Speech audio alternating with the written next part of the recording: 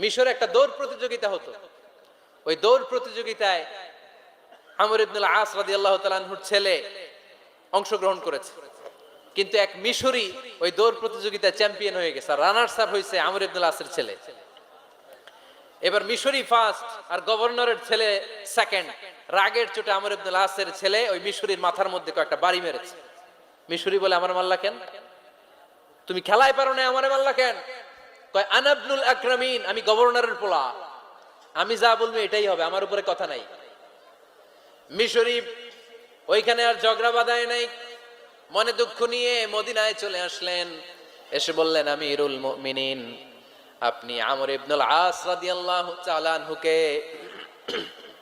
মিশরের গভর্নর বানিয়ে পাঠিয়েছেন। একটা প্রতিযোগিতায় আমি চ্যাম্পিয়ন হয়েছি, ওনার ছেলে হয়েছে রানার আপ।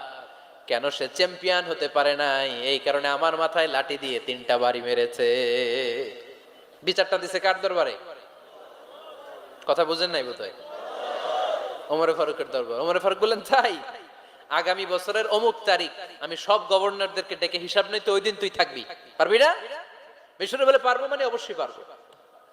ওই দিন 7 রাজ্য থেকে 7 গভর্নর হাজির, গভর্নরদের ছেলেরাও হাজির, মিশরীয় হাজির।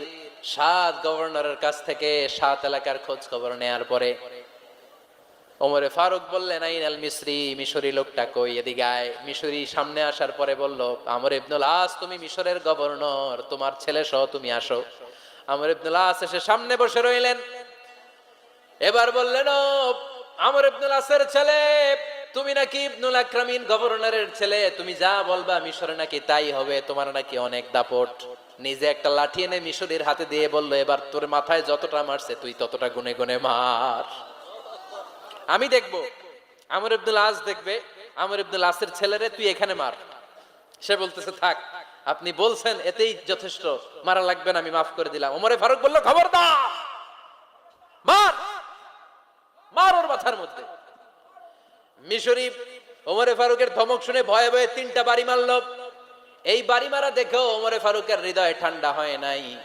লজ্জায় আমর ইবনুল আস, বয়স হয়ে গিয়েছে সাহাবা, মাথা তখন টাক, মাথায় চুল নাই, লজ্জায় মাথাটা হেট হয়ে মাথাটা নিচু করে রেখেছে। এবার রাগের চোটে ওমরে ফারুক বললেন, এবার আমর ইবনুল আসের টাক মাথার মধ্যে একটা মার, মার। কেন ছেলেকে শিক্ষা দিতে পারে নাই? ইয়া আমর ইবনুল আস, মাতা জাআলতুমুন নাস আবিদা, তোমরা কখন মিশরীদেরকে নিজেদের দাস বানায় নিলা? ওয়াকাদ ওয়ালাদাতুহুম উম্মুহুম আহরারা, আর ওদের মায়েরা তো ওদেরকে স্বাধীন সন্তান হিসেবে প্রসব করেছে। মানুষদের উপর ক্ষমতাগিরি করার জন্য গভর্নর পাঠাই নাই।